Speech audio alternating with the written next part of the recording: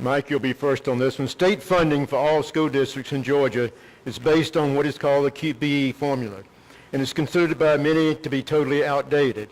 How can you tell us in layman's terms what QBE formula is, and how you would advocate for it to be changed?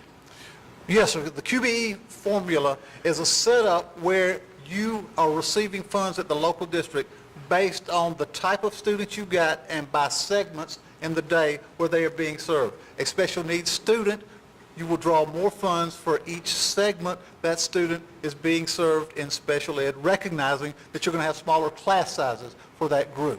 It's based basically upon a traditional 25-student classroom in a general content area.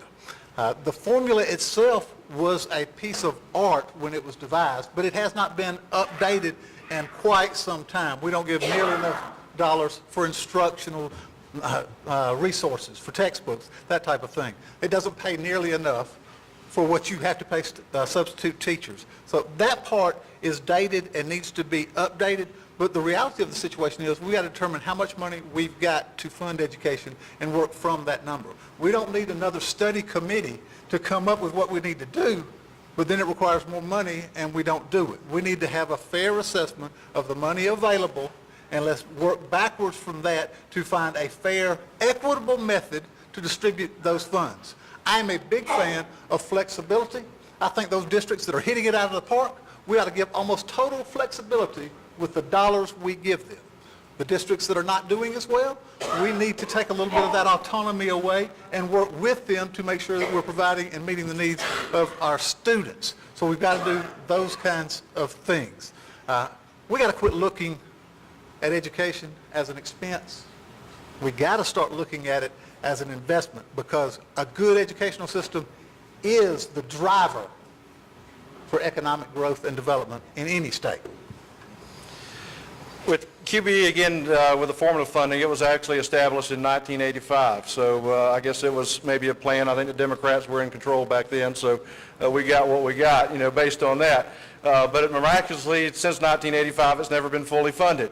That's one of the things we look at, and that, we have to make sure that we are adequately funding education, because it is a constitutional responsibility. But also that means that for me as an individual who worked with funding and worked with determining class size, which came down from QBE, I can tell you that many of our school systems, when they looked at the QBE formula, they were trying to maximize the number, the amount of money that they received. They did not look at, was it the benefit of the child? And I can tell you that some things that we were doing, especially with high needs kids, we were grouping kids in larger class sizes than they actually needed to be grouped, because it was determined by that formula. So it was like, how much money can we possibly get, but not taking into account, is it the best thing that we can do for our kids? And so that's where we need to look at our funding formula. Now, one of the things I've always been a strong proponent of, is something more of a block grant type, initiative. And that way that we give the local, you at the local level, the money, and let you devise or take that pool and build the educational system that best meets the needs of your kids.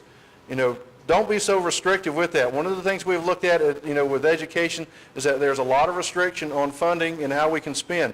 We need to have flexibility with that so that we can meet those needs across the board. And I think, part of that process, begins by doing a complete audit of the Department of Education, looking how we can save money, looking at are we over-regulated, so that we can free up some of that money so that you can be more efficient and meet the needs of your kids at the local level. Thank you. Thank you.